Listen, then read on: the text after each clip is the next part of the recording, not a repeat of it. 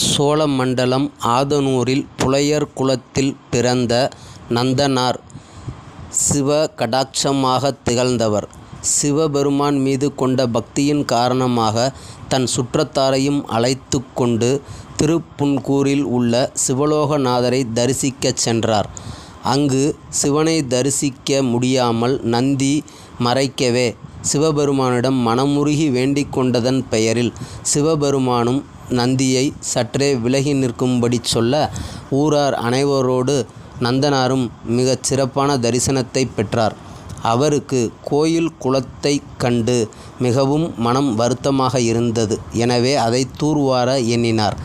அதை சிவபெருமானிடம் வேண்டுதல் வைக்கவே சிவபெருமானும் பிள்ளையாரை அனுப்பி அந்த குளத்தை தூர்வாரச் செய்தார். அதற்காக நந்தனார் பிள்ளையாருக்கு 5 படி நெல்லை கொடுக்க, அதை அவர் சிவபெருமானிடம் கொடுத்து, சிவபெருமான் அதை தன் தலையில் வைத்து கங்கை நீரூற்றி வளர்த்து வந்தார். நந்தனார் வேலை பார்த்த பண்ணையார் அவருக்கு தினமும் ஒரு வயல் வேலையை கொடுத்து வந்தார். நந்தனாருக்கு சிதம்பரம் நடராஜரை தரிசிக்க ஆசை ஏற்பட்டு அதை தன் பண்ணையாரிடம் கூற, நாளை செல்லலாம் என்று தொடர்ந்து மறுத்தும் கூறியும் வந்தார். எனவே நந்தனாருக்கு திருநாளை போவார் என்ற பெயரும் அமைந்தது. ஒரு நாள் நந்தனார் கட்டாயமாக நான் சிதம்பரம் சென்றே ஆவேன் என்று கூற, அவருடைய பண்ணையாரும் வயலில் நடவு செய்து அறுவடை முடித்துவிட்டு நீ செல்லலாம் என்று கூறிவிட்டார். அவர் வந்து வயலை பார்க்கவே மலைத்து போய் அப்படியே மயங்கி விழுந்தார். சிவபெருமான் அன்று நந்தனார் கொடுத்த 5 படி நெல்லை எடுத்து கொண்டு வந்து நடவு செய்து முழுவதுமாக அறுவடைக்கு காத்திருக்கும்படி வைத்தார்.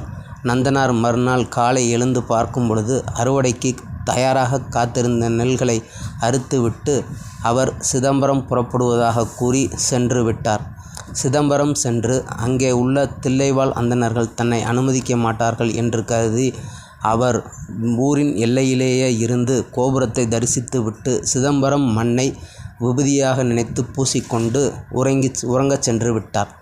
சிவபெருமான் அன்று இரவு கோயில் சார்ந்த அனைவரது கனவிலும் வந்து, ஊர் பெரியவர்கள் கனவிலும் வந்து, என்னுடைய பக்தன் ஊருக்கு வெளியே இருக்கிறார், அவரை பூரணகும்ப மரியாதையுடன் அழைத்து கோயிலுக்கு வரும்படி கூறவே, அதுபடி மறுநாள் காலை அனைவரும் சென்று நந்தனாரை அழைத்து வந்தனர்.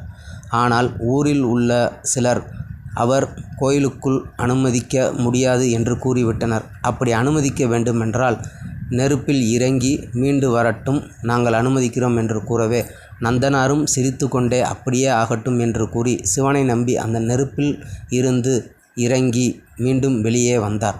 பின் சிவனை தரிசித்து விட்டு அவர் சிவபெருமானின் ஆணைக்கிணங்க மோட்சம் அடைந்தார்.